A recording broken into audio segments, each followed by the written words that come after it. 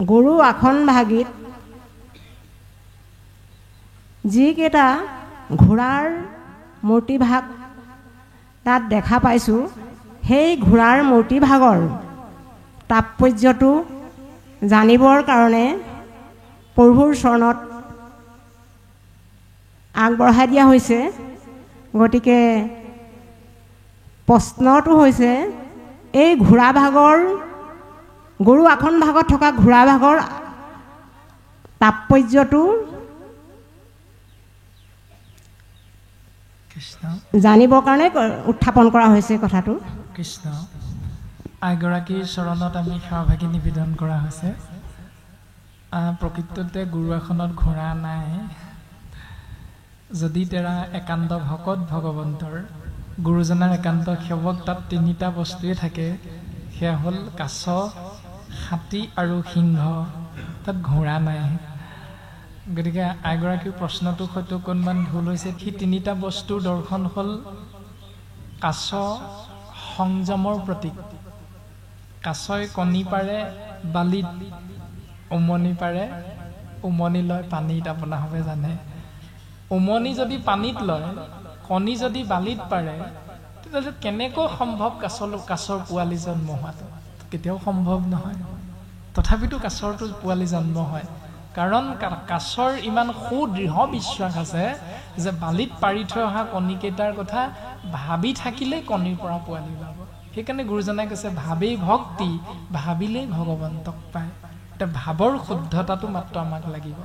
যদি কোনোদিন নাভাবাই, তেতিয়াহ'লে কৃষ্ণ বুলি কৈ থকাটো শুদ্ধ, কিন্তু কৃষ্ণ বুলি কৈ থাকি আকৌ হাতখনে অন্য এটা কৰ্ম কৰি আছে, কৃষ্ণৰ বিৰোধ কৰ্মটো, সি শুদ্ধ নহয়। ভাবিছোঁ যিটো, কৈছোঁ সেইটো, কৈছোঁ যিটো, কৰিছোঁ সেইটো। গতিকে ভাৱৰ লগত হাত, কাণ, চকু, মুখ, দাঁত আদি ইন্দ্ৰিয়বিলাকৰ দৰ্শনটো ভাৱনাটোৰ লগত এক হ'ব লাগিব। দুখন হাত পৃথকে আছে, এখন যেতিয়া এনেকৈ দি দিব, ইজনে কি বুজি পাব? দেখাসকলে ইজনে আমাক চৰিয়াম বুলি কৈছে। বিধায়কজনে যেতিয়া এখন হাত তুলি দিয়ে এনেকৈ এনেকৈ, কি হয় সেইটো জানে? বাই বাই দিছে। বিধায়কজনে যেতিয়া ইলেকশ্যন নিৰ্বাচনত যেতিয়া এনেকৈ এনেকৈ দিয়া বাই বাই দিছে, দুখন হাত দি দিয়ে নহয়, জানেই নহয় আপোনালোকে কি কি তাৰ অৰ্থবিলাক থাকে। আকৌ কোনোবা এজনে নামটো সুধিলে, সৰু ল'ৰা এটাক নামটো সুধিবচোন, কোনটো তোমাৰ নামটো কি? তেতিয়া ল'ৰাজনে কি বুলি কয়? নমস্কাৰ, মোৰ নাম আমুক। এনেকৈ দিয়ে না হাত দুখন দিয়ে। এই এনেকৈ দিয়া অৰ্থটো হ'ল নমস্কাৰ।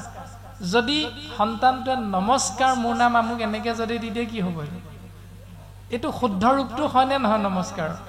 নিশ্চয় শুদ্ধ ৰূপটো নহয়। গতিকে শাস্ত্ৰই কৈছে, নমস্কাৰ বুলি ক'লা হাত দুখন এনেকৈ দিব লাগিব, এনেকৈ নহয়। সি যিটো দৰ্শন কম, যিটো হাতে কৰিব লাগিব সেইটো, ভাবিম যিটো প্ৰকাশ হ'ব লাগিব সেইটো। গতিকে কাছৰ দৰ্শনটো হ'ল সংযমৰ প্ৰতীক। তাৰ ওপৰত আছে হাতী, হাতী হ'ল পাপৰ প্ৰতীক। পাপৰূপী হস্তিক, নামৰূপী সিংহ, সিংহ হ'ল নামৰ প্ৰতীক। গতিকে নামৰূপী সিংহৰ আগত সকলোবিলাক মষিমূৰ হৈ যায়। সেইকাৰণে নাম গুৰুজনাই শ্ৰেষ্ঠ বুলি কৈছে। এক নামে যত পাপ সংঘৰিতে পাৰে, ততেক পাতকী পাপ কৰিতে নপাৰে।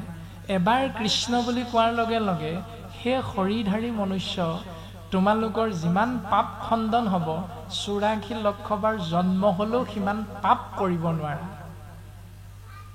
গো কোটি দানং গ্ৰহণেশ কাশী মাগে প্ৰয়াগে যদি কল্পবাসী, সুমেৰু সমান সুবৰ্ণ দানং ন তুল্যং গোবিন্দ নাম। গতিকে আইৰ চৰণত আমি সেৱা নিবেদন কৰা হৈছে। বাপক মই আকৌ সুধিব বিচাৰিছোঁ যে এই সপ্ত বৈকুণ্ঠ বুলি আমি ভাগৱত শাস্ত্ৰৰ পৰা আমি জানিব পাৰিছোঁ, কিন্তু আমাৰ এতিয়া নামঘৰত যি গৰু আসনভাগ আছে, সেই আসনভাগ তিনিটা ষ্টেপত খলপা আছে। সেই তিনিটা খলপাত সেই ঘোঁৰাৰ যিটো নেকি মূৰ্তিভাগ, সেইটো কথাহে মই জানিব বিচাৰিছোঁ। বুজিছোঁ, ঘোঁৰাৰ মূৰ্তি নহয়, হয়, নামসিংহ বুলি কয়। হয়, নামসিংহ, তাক নামসিংহ বুলি কোৱা হৈছে। আৰু আপোনালোকৰ এখন ভাগত যদি ঘোঁৰা আছে আমি বাৰু নাজানো, কাৰণ আহোম সম্প্ৰদায়ৰ ঘোঁৰা থাকিবও পাৰে, সেইটো আমি নাজানো বাৰু, কিন্তু গুৰুজনাৰ আদৰ্শত ঘোঁৰা নাই। সেইকাৰণে আমি সেৱাভাগ নিবেদন কৰা হৈছে। কৃষ্ণ। আচ্ছা প্ৰভু, এইখিনিতে মই বাইদেউৰ লগত সংগতি কৰি সংযোজন কৰি দিব বিচাৰিছোঁ। বাইদেৱে প্ৰশ্ন কৰাটো মই বুজি পাইছোঁ, বাইদেউৰ লগত মই সংযোজন কৰি দিছোঁ যে আমাৰ মেছলো গাঁৱত বা ভৰালি গাঁৱত, নভৰালি গাঁৱত আমি গুৰু আসন এখন বহুৱালোঁ।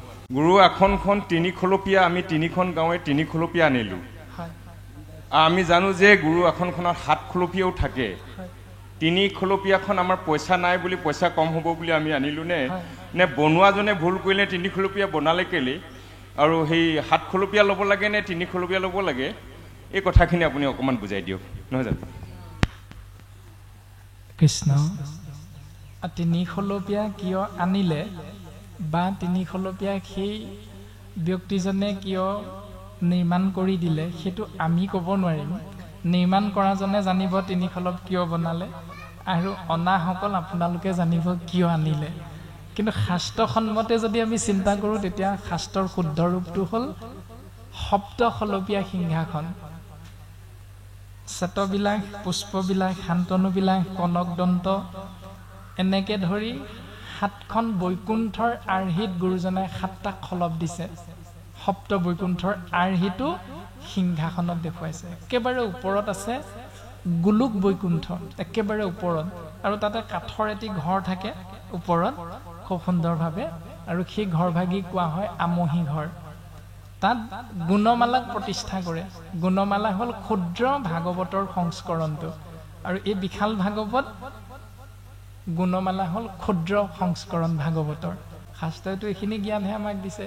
গতিকে সপ্তখলপীয়া সিংহাসনৰ আৰ্হিটো হ'ল সপ্ত বৈকুণ্ঠৰ আৰ্হি, আৰু একেবাৰে ওপৰৰ বৈকুণ্ঠ হ'ল গোলোক বৈকুণ্ঠ, য'ত মায়া নাই।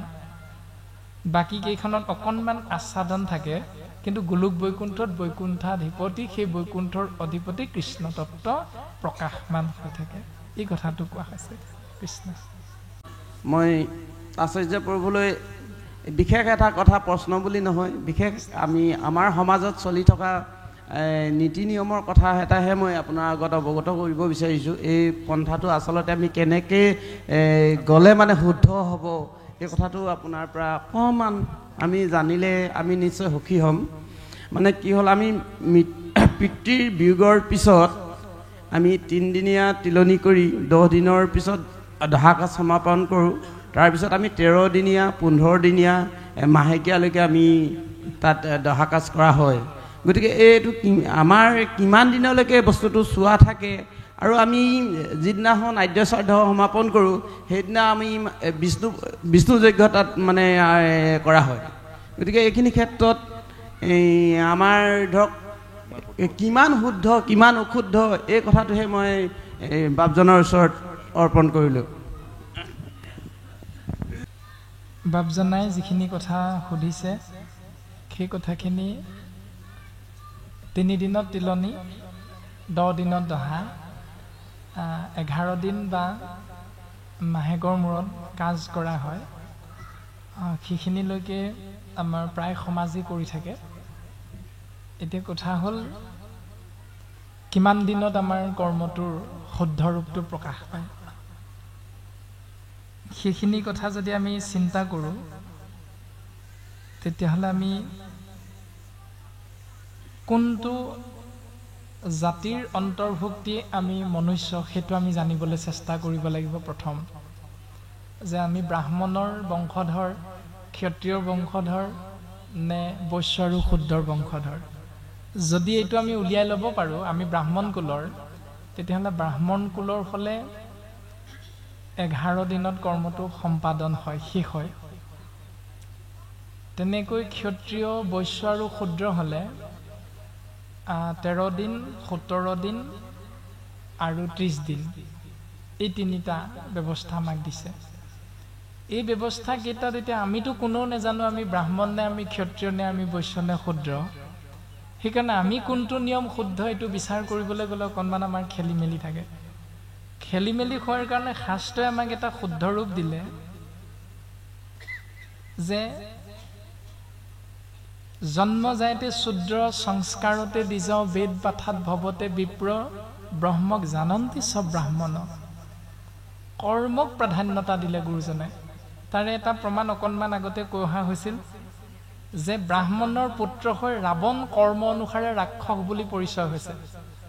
ব্ৰাহ্মণৰ পুত্ৰ হৈ বিভীষণে সেই নিয়মটো কৰ্ম অনুসাৰে শুদ্ধ কৰাৰ কাৰণে বিভীষণ ভকত হ'ব পাৰিলে। সেইটোতে আমাক সিদ্ধান্তটো দিছে। সেই অনুসাৰে শাস্ত্ৰই যেতিয়া কৰ্মক প্ৰাধান্যতা দিছে, কৰ্মৰ ওপৰতহে নিৰ্ভৰ কৰিব। জন্মজাতে শূদ্ৰ, জন্ম হোৱাৰ লগে লগে আপোনাক মোক অজ্ঞানী বুলি কৈছে। শূদ্ৰ মানে অজ্ঞানী, আপোনাৰ মোৰ কোনো জ্ঞান নাথাকে। জ্ঞান নথকাৰ কাৰণে আপোনাৰ মোৰ জাত পাতৰ বিচাৰটো নাথাকে। যেতিয়ালৈকে আমাৰ এতিয়া উপাধিটো হ'ল গগৈ, আপোনাৰ হবে জানে। এতিয়া আমি যিগৰাকীক বিয়া পাতি এটি সন্তান ইতিমধ্যে আমাৰ মাজত আহিল গৃহস্থী ধৰ্মত, আমাৰ আইগৰাকীৰ উপাধিটো হ'ল মিলি, মিচিং সম্প্ৰদায়। তো প্ৰশ্নটো হ'ল আমাৰ সন্তানটোৰ উপাধি কি হ'ব? এতিয়া বাপে সোধা প্ৰশ্নটোৰ উত্তৰ তাতে আছে যে আমাৰ সন্তানটোৰ উপাধিটো কি হ'ব? এতিয়া সেইখিনিকে আমি চিন্তা কৰিব লাগিব যে জন্মজাতে শূদ্ৰ, সংস্কাৰতে দ্বিজ। তুমি যদি সংস্কাৰী হ'ব জানা, তেতিয়াহ'লে তুমি দ্বিজ হ'ব পাৰিবা। বেদ পাঠাত ভৱতে বিপ্ৰ, তুমি যদি বেদ অধ্যয়ন কৰা, শাস্ত্ৰ অধ্যয়ন কৰা, তেতিয়াহ'লে সেই কৰ্মটোৰ কাৰণে তোমাক জগতে ব্ৰাহ্মণ বুলি স্বীকৃতি দিছে। যদি তুমি ব্ৰহ্মক জানিব পাৰিছা, জানিবলৈ চেষ্টা কৰিছা, তেতিয়াহ'লে তুমি ব্ৰাহ্মণ। বেদ পাঠাত ভৱতে বিপ্ৰ, ব্ৰহ্মক জানন্তি চ ব্ৰাহ্মণ। এতিয়া আপোনাৰ কৰ্মটো কি? আপোনাৰ কৰ্মটো কি? মোৰ কৰ্মটো কি? আমি বিচাৰ বিশ্লেষণ কৰিলে সেইমতে কৰিব লাগিব। যদি আমি খেতি বাতি কৰোঁ, সেইটোৱে আমাৰ কৰ্ম। কোনোদিন নামঘৰলৈ নাযাওঁ, কোনোদিন আমি শাস্ত্ৰ অধ্যয়ন নকৰোঁ, কেৱল আন মাৰ কাঠ খাওঁ। আনিব লাগে, মাৰিব লাগে, কাটিব লাগে, খাব লাগে। এই চাৰিটাই যদি ধৰ্ম বুলি পালন কৰি আছোঁ, তেতিয়াহ'লে আপোনাৰ মোৰ কিমান দিনত কৰ্মটো হ'ব, সেইখিনি আমি চিন্তা কৰিলে নিশ্চয় উত্তৰটো লাভ কৰিব পাৰিম। গতিকে আমি সেইকাৰণে এই সিদ্ধান্তটো দি দিব নোৱাৰোঁ আপোনালোকক যে আমি কেইদিনত সেইটো নিয়ম পালন কৰিম। এটাই সিদ্ধান্ত হিচাপে আমি আশ্ৰয় কৰিব পাৰোঁ, দ্বিতীয় স্কন্ধত পঞ্চযজ্ঞৰ কথা কৈছে। আপোনাৰভাৱে জানে, কলিৰ পৰা পৰিত্ৰাণ পাবলৈ প্ৰত্যেক আমি শৰীৰধাৰী মনুষ্যই পাঁচটা যজ্ঞ কৰোঁ। সেই পাঁচটা যজ্ঞ পঞ্চ ঋণৰ পৰা পৰিত্ৰাণ পাবলৈ কৰোঁ। সেই পাঁচটা ঋণ কি কি, তাৰ পৰা আমি উত্তৰটো উলিয়াবলৈ চেষ্টা কৰিম। ৰামে দেৱ ঋষি ভূত পিতৃ কুটুম্ব জনৰ উপজিলে তা সম্বাৰ ঋণী হুৱে নৰ। জন্ম হোৱাৰ লগে লগে এটি সন্তানে পাঁচটা ধাৰ লাগি আহে বুলি কৈছে। সেইজন সোণোৱাল হওক, আহোম হওক, যি উপাধিৰে নহওক, কোনো কথা নাই, সেই শৰীৰধাৰী মনুষ্য পাঁচটা ধাৰ লাগি আহে। ধাৰকেইটা কি কি? দেৱধাৰ, ঋষিধাৰ, ভূতধাৰ, পিতৃ মাতৃধাৰ আৰু পুষ্যধাৰ, মানে আত্মীয় মিত্ৰ কুটুম্বৰ ধাৰ। এই পাঁচটা ধাৰ। এই পাঁচটা ধাৰৰ পৰা মুক্ত হ'বলৈ আমি কেইটামান কৰ্ম কৰোঁ, যাক যজ্ঞ বুলি কৈছে। পাঁচটা যজ্ঞ। এতিয়া সেই পাঁচটা যজ্ঞ কি কি? ৰাম হোমে দেৱ ঋণ খোজে তৰ্পণে ঋষিৰ বলিদানে ভূত শ্ৰাদ্ধ আদিয়ে পিতৃৰ। আমাৰ যে বিয়া বাৰু কৰাওঁতে হোম যজ্ঞ কৰে, সেইটোৰ দ্বাৰা দেৱতাৰ ধাৰটোৰ পৰা আমি মুক্ত হৈ যাব পাৰোঁ। তাৰপিছত তৰ্পণ কৰিলে ঋষি ঋণটোৰ পৰা মুক্ত হৈ যাব পাৰোঁ। ঋণ মানে ধাৰ। 3 নম্বৰতে ভূতৰ ঋণৰ পৰা মুক্ত হ'বলৈ বলিদান দিব লাগিব। 4 নম্বৰতে পিতৃ মাতৃ পৰলোকগামী হ'লে তেওঁলোকৰ ধাৰৰ পৰা মুক্ত হ'বলৈ শ্ৰাদ্ধ কৰিব লাগিব। শ্ৰাদ্ধ মানে শ্ৰদ্ধা শব্দৰ পৰা শ্ৰাদ্ধ আহিছে। সেই শ্ৰাদ্ধটো কিমান দিনত কৰিম? সেই শ্ৰাদ্ধ কৰ্ম আমি কৰিলেহে পিতৃ মাতৃ পৰলোকগামী হোৱাৰ লগে লগে আমি মুক্ত হ'ব পাৰোঁ সেইটো ঋণৰ পৰা। তাৰপাছত আহিলে 5 নম্বৰ ধাৰটো হ'ল পুষ্যধাৰ। সেই পুষ্য ঋণটোৰ পৰা মুক্ত হ'বলৈ, ধাৰটোৰ পৰা মুক্ত হ'বলৈ কি কৰোঁ? সমভাৱে সুহৃদজনৰ সুজে ঋণ বিহীন এহি ভাবে ঋণী সদা ভকতি বিহীন। সমভাৱ মানে এওঁ মোৰ ভাইটি, এওঁ মোৰ ককাইদেউ, এওঁ মোৰ বৰ দেউতা, এওঁ মোৰ খুৰা দেউ, যিবিলাক সম্পৰ্ক অনুসাৰে যিটো মান্যতা দিব লাগে সেই মান্যতাটো নিদিয়াটোৱে হ'ল অপৰাধটো আৰু দিয়াটোৱে হ'ল ঋণটোৰ পৰা মুক্ত হৈ থকা ব্যৱস্থাটো। যদি দেউতাৰ বয়সৰ এজনক আমি গালি পাৰি দিওঁ গাঁৱৰে, তেতিয়া জানিব দেউতাক অপমান কৰিলোঁ, সেইটো ধাৰ লাগি গ'ল আৰু আপোনাৰ মোৰ।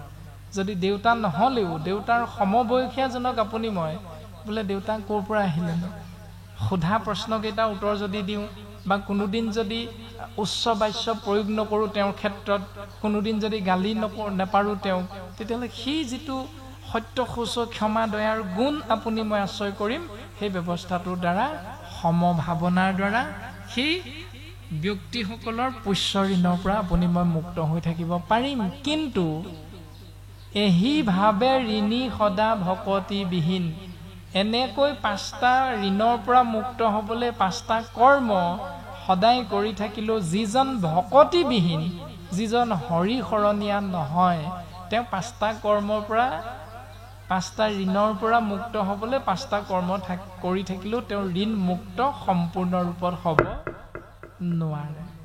এতিয়া মুক্ত কেনেকৈ হ'ম? সিদ্ধান্ত দিলে কায় বাক্য মন কৰি নিশ্চয়ে যিজন মুকুন্দৰ চৰণত পখিল শৰণ। কায়ৰ দ্বাৰা ঈশ্বৰত শৰণ লোৱা, বাক্যৰে কৃষ্ণত শৰণ লোৱা, মনেৰে কৃষ্ণত শৰণ লোৱা। কায় বাক্য মন চিত্ত সহিতে একাত্ম হৈ কেৱল এক দেৱ এক সেও একত বিনে নাইকেও এক ঈশ্বৰৰ চৰণত শৰণাপন্ন হোৱা, শৰণ গ্ৰহণ কৰা। তেতিয়া কি হ'ব? এই ৰামে তাৰ ঋণ খোজা সবে গৈল সমস্তৰ নকৰি ঋণী আৰ নহিহিতু নৰ। ওপৰত কৈ অহা 5টা ধাৰৰ পৰা মুক্ত হ'বলৈ 5টা কৰ্ম এটাও নকৰাকেও তেওঁ অনায়াসে মুক্ত হৈ থাকে। এতিয়া শ্ৰাদ্ধ কৰ্ম কেইদিনত কৰিম নে নকৰিম, উত্তৰ শাস্ত্ৰে আমাক তেনেকৈহে দিছে। তথাপিতো আমি কৰিলেও কিন্তু 11 নম্বৰ দিনটো শাস্ত্ৰই সিদ্ধান্ত দিছে ব্ৰাহ্মণৰ দিন। সেইকাৰণে আমি কোনেও যিহেতু ব্ৰাহ্মণ ক্ষত্ৰিয় বৈশ্য শূদ্ৰ চিনাকিটো দিব নোৱাৰোঁ, সেইকাৰণে ব্ৰাহ্মণৰ যিটো কৰ্ম সেইটোৱে উত্তম কৰ্ম হিচাপে আমাৰ সমাজত পালন কৰি থকা হয়। সকলো 11 দিনটো 240 ঘণ্টা, সেই 240 ঘণ্টাৰ সময়টো দিছে। তাৰ কাৰণে 3 নম্বৰ দিনটো তিলনি পথটো দিছে, সময়টো দিলে 240 ঘণ্টা আৰু পথটো দিলে 3 দিনত তিলনি কৰ্ম, সত ৰজ তম 3 গুণৰ ব্যৱস্থা। তাৰপাছত 4 নম্বৰ দিনটোৰ পৰা 10 নম্বৰ দিনটোলৈকে 7 দিন থাকে, 7 3 10, সেই 10 দিনলৈকে 240 ঘণ্টা হয়। সেইখিনিলৈকে চোৱা বোলা শব্দটো আমি ব্যৱহাৰ কৰোঁ। তাৰপাছত 11 নম্বৰ দিনটোত মুক্ত হৈ যায়। মুক্ত হোৱাৰ কাৰণে কিহেৰে মুক্ত হ'ম? গোবিন্দ মহাপ্ৰভুৰ নাম আশ্ৰয় কৰি আমি মুক্ত হ'ম। নতুন জীৱনটো আকৌ আমি আৰম্ভ কৰিম, ইষ্ট মিত্ৰ কুটুম্ব বংশ ককাই ভাই পৰিয়ালে। এতিয়া সেই যে 7 দিন, 4 নম্বৰ দিনটোৰ পৰা 10 দিনলৈকে কৰিম কি? এতিয়া সেই কেইদিনত আমি কি কৰোঁ? মিতিৰ কুটুম গাঁও ভকত এইসকলক আমি নিমন্ত্ৰণ কৰিবলৈ তামোল পাণ হাতে হাতে লৈ যাওঁ। যিহেতু ঘৰখন চোৱা হৈয়ে থাকে 240 ঘণ্টালৈকে, সেইকাৰণে শ্ৰীমন্ত শংকৰদেৱ সংঘত শাস্ত্ৰসন্মতে সেই নিয়মটো আছে যে গৃহতৰ ঘৰৰ পৰা যদি বা ক্ৰিয়া কাজ ধৰাজনে যদি বা পুত্ৰসকলে যদি মিতিৰ কুটুমৰ ঘৰত মাতিবলৈ যাওঁতে তামোল পাণ লৈ যায়, তেতিয়া সেই নিয়মটো শংকৰদেৱ সংঘত নাই। তাৰমানে তামোল পাণ গ্ৰহণ নকৰে তেওঁলোকৰ ঘৰৰ বস্তু। সেইকাৰণে 4 নম্বৰ দিনটোৰ পৰা শাস্ত্ৰসন্মতে শাস্ত্ৰ অধ্যয়ন কৰে ভকতে আহি, আধা ঘণ্টা হওক 1 ঘণ্টা হওক। কাৰণ ভাগৱত বা কৃষ্ণ নাম চোৱা নহয়, কোনো শক্তি নাই কৃষ্ণ নামক চোৱা কৰিব পৰা এইখন ব্ৰহ্মাণ্ডত।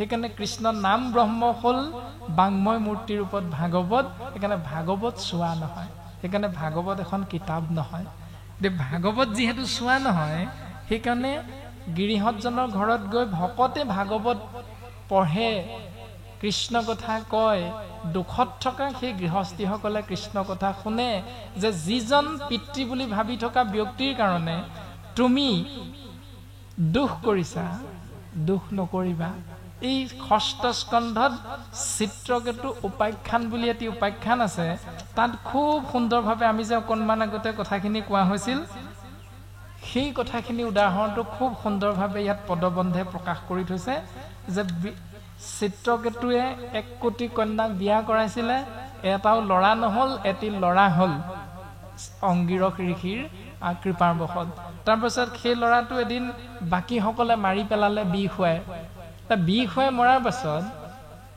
চিত্ৰকেতুৱে চিন্তা কৰিছে যে এটাই ল'ৰা হৈছিল বংশ উদ্ধাৰ হ'বলৈ হৈছিলহে এই মৰতিকেইজনীয়ে ইয়াকো বিষ খুৱাই মাৰি পেলালে সেই দুখতে খাবলৈ ববলৈ শুবলৈ এৰি দিলে এটা আমাৰো তেনেকুৱা হয় পিতৃ মৰিল কেনেকৈ খাম স্বামীজন গ'লগৈ কি কৰি খাম এনেকুৱা ভাৱনাখিনি আমাৰো হয় সেইকাৰণে শাস্ত্ৰৰ মাধ্যমেৰে আমাক সেইটো জ্ঞান দিয়ে যে তোমালোকে দুখ নকৰিবা এদিন আগ এদিন পাছ তোমাৰ দেউতা মৰিছে তুমিও মৰিবা এদিন এইটোৱে চিৰন্তন সত্য সেই তত্ত্বটো জ্ঞানটো দিবলৈ ভকতসকলে চেষ্টা কৰে তোমালোকে দুখ নকৰিবা কিন্তু যাৰ কাৰণে দুখ কৰিছা সেই দুখৰ কথাটো আমাক সেই ষষ্ঠ স্কন্ধত খুব সুন্দৰভাৱে প্ৰকাশ কৰিছিল অংগীৰস আৰু দেৱঋষি নাৰদৰ দ্বাৰা যেতিয়া চিত্ৰকেতুৱে সেইটো দুখ কৰিছে মোৰ ল'ৰাটো মৰিল মই এতিয়া কেনেকৈ তৰিম তেতিয়া দেৱঋষি নাৰদে সেই উপদেশটো দিছে আৰু বৰ্তমান বাপজনাই সোধা সেই কথাখিনিৰ লগত ইয়াৰ প্ৰাসংগিকতা আছে আৰু মিল আছে সেইকাৰণে আমি পদেৰে কথাখিনি আগবঢ়াই দিবলৈ চেষ্টা কৰিম যে দেৱঋষি নাৰদে সেই কথাখিনি চিত্ৰকেতুৰ আগত প্ৰকাশ কৰিছে আৰু পদবন্ধে আমাক প্ৰকাশ কৰিছে এনেকৈ যে ইমান পৰে তোমালোকক কথাখিনি ক'লো তোমালোকে বিশ্বাস নাই কৰা মোৰ পুত্ৰ মোৰ বন্ধু মোৰ ল'ৰা বুলি কৈ কান্দি আছা ঠিক আছে দিয়া সেই মৰিল বুলি ভবা তোমালোকৰ পুত্ৰটোক মই যুগবলেৰে আনি দিম ৰবা এই বুলি দেৱঋষি নাৰদে আনি দিলে আনি দি সেই আত্মাতত্ত্বক সুধিছে ইহাৰ মুখতে জ্ঞান জানো সকলে এহি মানে নাৰদে মাতিলা যুগবলে কাহিনীটো কওঁতে নিশ্চয় আপোনালোকে বুজি পাইছে যে ল'ৰাটো মৰিল আৰু ল'ৰাটো মোৰ বুলি মোৰ ল'ৰা মোৰ ছোৱালী মোৰ ধন মোৰ সম্পত্তি মোৰ মাটি মোৰ বাৰী এই বুলি কৈ আমি দুখ নকৰোঁ জানো সেই দুখটো কৰিব লাগে নে নালাগে শাস্ত্ৰৰ উত্তৰটো দিছে আৰু চিত্ৰকেতুৱে নিজৰ সন্তানটো মৰিলত সেই দুখটো কৰিছিল তেতিয়া নাৰদে যুগবলেৰে সেই আত্মাতত্ত্বটো আনি সেই শৰীৰটোত আকৌ ভৰাই দিছে ভৰাই দি সেই শৰীৰত সোমোৱা আত্মাতত্ত্বক নাৰদে আদেশ কৰিছে কি বুলি এই ৰাম সোণৰে জীৱাতে মাতই দেখ চক্ষু ভৰি তোৰ পিতৃ মাতৃ সবে কান্দই তোক ধৰি হেৰ জীৱাত্মাটো দেখা নাই চকুৱে তোৰ পিতৃ মাতৃয়ে তোৰ শটোক ধৰি তোৰ সাৱটি ধৰি কান্দি আছে তই নকওঁ কেলে ইহঁতক কিবা এটা এই বুলি নাৰদে জীৱাত্মাক উপদেশ দিছে আৰু জীৱাত্মাটোৱে কি কৰিছে ৰামে জীৱে মাতিলে ক শুনি নাৰদ ৰবানী কাৰ মই পুত্ৰ মোৰ পিতৃ আছে কোনি আত্মাটোৱে আকৌ দেৱঋষি নাৰদক উভতি কৈছে যে তুমি মোক ক'লা মোৰ পিতৃয়ে কান্দি আছে মাতৃয়ে কান্দি আছে মোৰ বন্ধুসকলে কান্দিছে মোৰ বংশ পৰিয়ালে কান্দিছে বুলি কৈছা মোক তুমি কোৱাচোন প্ৰকৃততে মইনো কাৰ পুত্ৰ কাৰ মই পুত্ৰ মোৰ পিতৃ আছৈ কোনি মোৰ পিতৃ কোনজন দেখুৱাই দিয়াচোন জীৱাত্মাটোৱে দেৱঋষি নাৰদক উভতি ধৰিছে তাৰ পাছত পদবন্ধে প্ৰকাশ কৰিছে কৰ্ম বশে ভ্ৰমো মই সকলে জুনিত ক্ষণো ঊৰ্ধ্ব ক্ষণো অৰ্ধ ক্ষণো পৃথিৱীত যে মই যিটো কৰ্ম কৰিলোঁ শৰীৰটোত সোমাই আত্মাটোৱে সেই কৰ্মটোৰ ফল ভোগ কৰিবলৈ মই গৈ গাহৰি হৈ জন্ম হৈছোঁ, মই গৈ বাঘ হৈ জন্ম হৈছোঁ, মই গৈ গছ এজোপা হৈ জন্ম হৈছোঁ, মই হাঁহ কুকুৰা পাৰ ছাগলী হৈ জন্ম হৈছোঁ। আত্মাটোৱে কৈছে সেইটো মোৰ কৰ্ম ফলটো। এই শৰীৰটোত সোমাই একেবাৰে চূড়ান্ত দৰ্শন দিছে, মনুষ্য শৰীৰ পাই হৰি নভজিলা অৱশ্যে শুই বাহা ভাই তৃণ তৰু শিলা। তৃণ মানে ঘাঁহ, তৰু মানে বৃক্ষ বা গছ।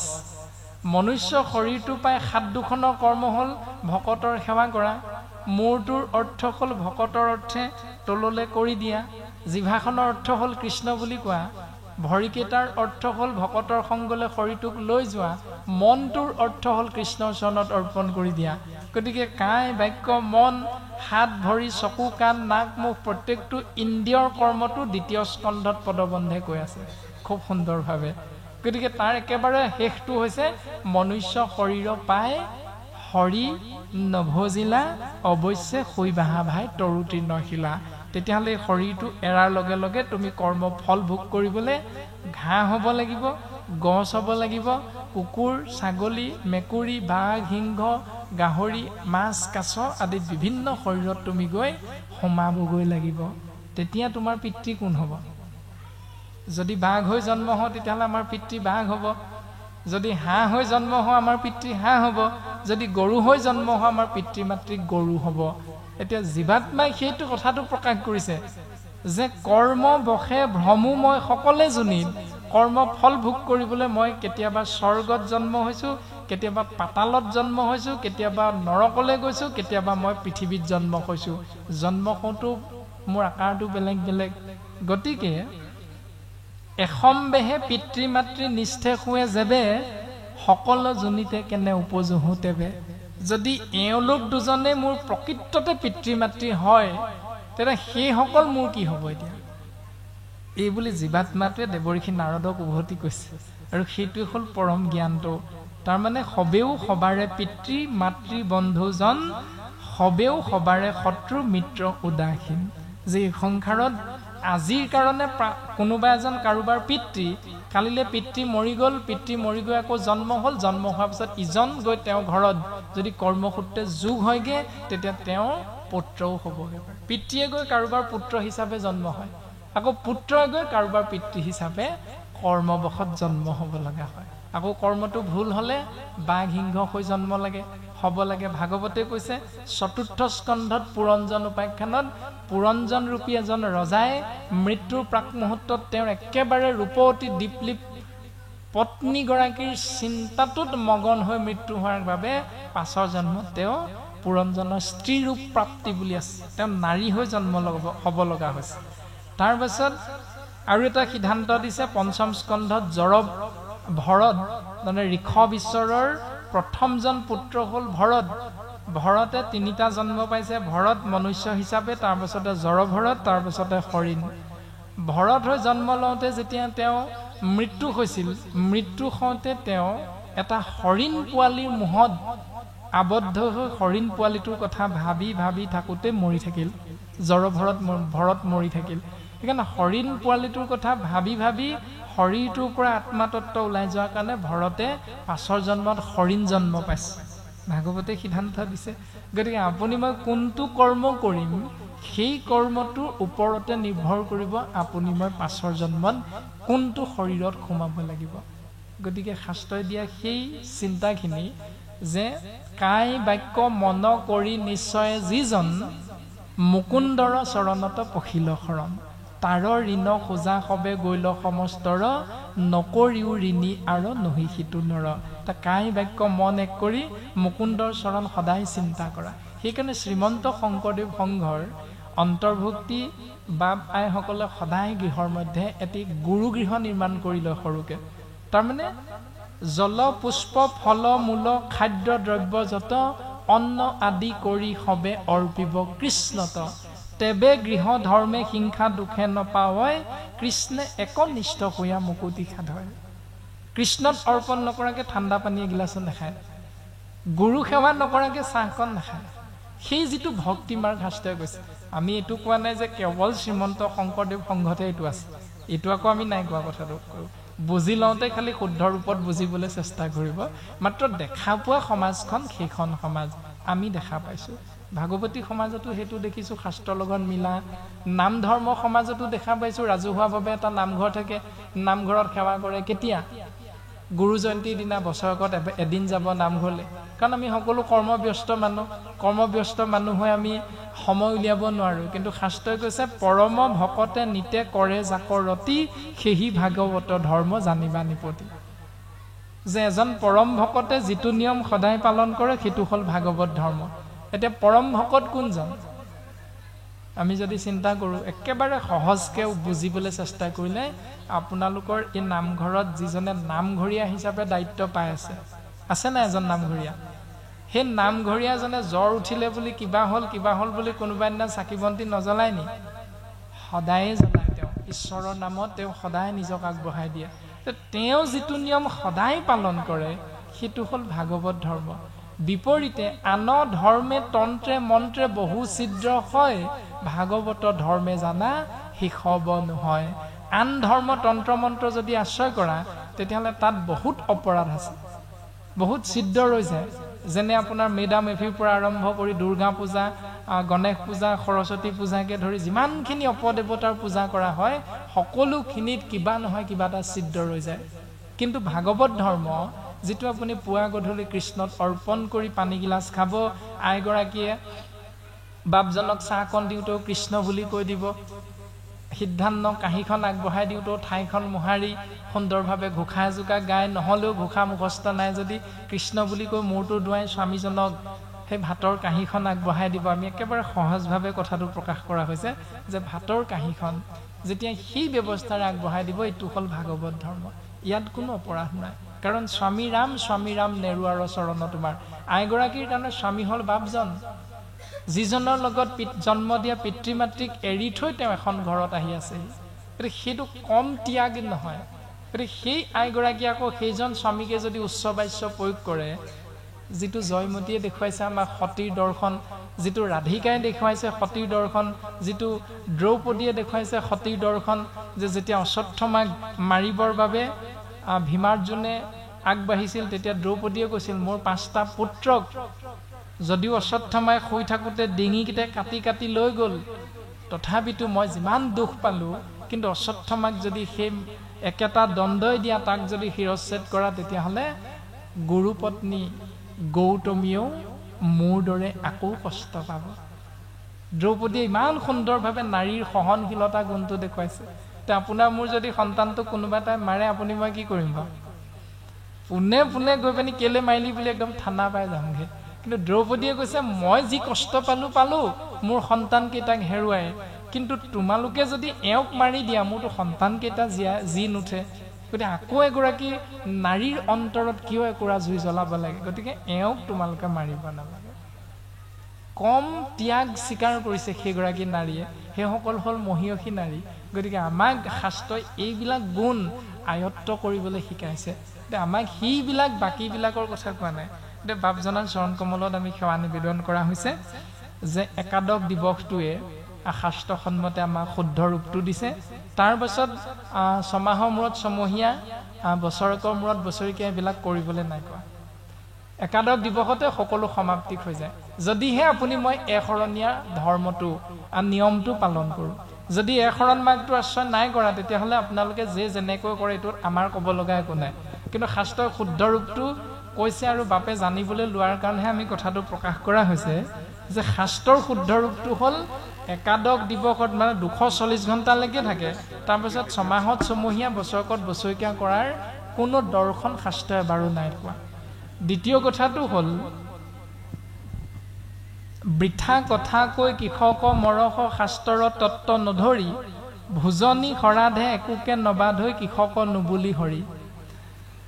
বৃথা কথাবিলাক বোলে শৰাই 3খন সজাব লাগিব দেই, আৰু ভোজনী এটা দিব লাগিব দেই, মুণ্ডন কৰিব লাগিব দেই, এনেকুৱা নিয়মবিলাকো আমাৰ সমাজত আছে।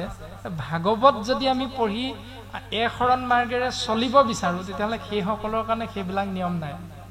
তো যিসকলে ভাগৱতক আশ্ৰয় নকৰি কেৱল পৰম্পৰা কৰ্ম কৰি আছোঁ তেতিয়াহ'লে তেওঁলোকে সেইবিলাক কৰ্ম কৰাটো শাস্ত্ৰই কৈছে ৰাখিলাহা কৰ্মকাণ্ড অজ্ঞানীৰ পদে কৰ্মিক নুগুচে পৰম আপদে সেইটো কৰ্মকাণ্ড মাৰ্গ সেই কৰ্ম মাৰ্গটো সেইসকলে কৰিব যিসকল অজ্ঞানীসকলে সেইখিনি কৰে কিন্তু আপুনি মই যদি ভাবোঁ যে অজ্ঞানৰ পৰা জ্ঞানৰ পোহেৰে জীৱন আগবঢ়াম তেতিয়াহ'লে ভাগৱত পঢ়িম ভাগৱত পঢ়ি যদি উত্তৰ বিচাৰোঁ শৰণ মাৰ্গেৰে যাবলৈ বিচাৰোঁ তেতিয়াহ'লে আমি সেইখিনি কৰাৰ পৰা বিৰত থাকিব লাগিব সেই কথাটো শাস্ত্ৰই কৈছে যে কোন ভাগৱতে ভোজনী সৰাধে নেও যজমান যজি আকৌ পঢ়িবাক শুনিবে নোৱাৰে কাণ কৰে গজ গজি যজমান যজি মানে ছমহীয়া বছৰীয়া কৰা নিয়মটো কোনো ভাগৱতৰ কোনো পদ কোনো ছবি কোনো লেচাৰীয়ে এবাৰো কোৱা নাই ছমহীয়া বছৰীয়া কৰা যজমান যজা তেতিয়াহে জীৱৰ কল্যাণ হ'ব বুলি কোনো ভাগৱতে নাই কোৱা কিন্তু আমি যদি ভাগৱত দৰ্শন চাওঁ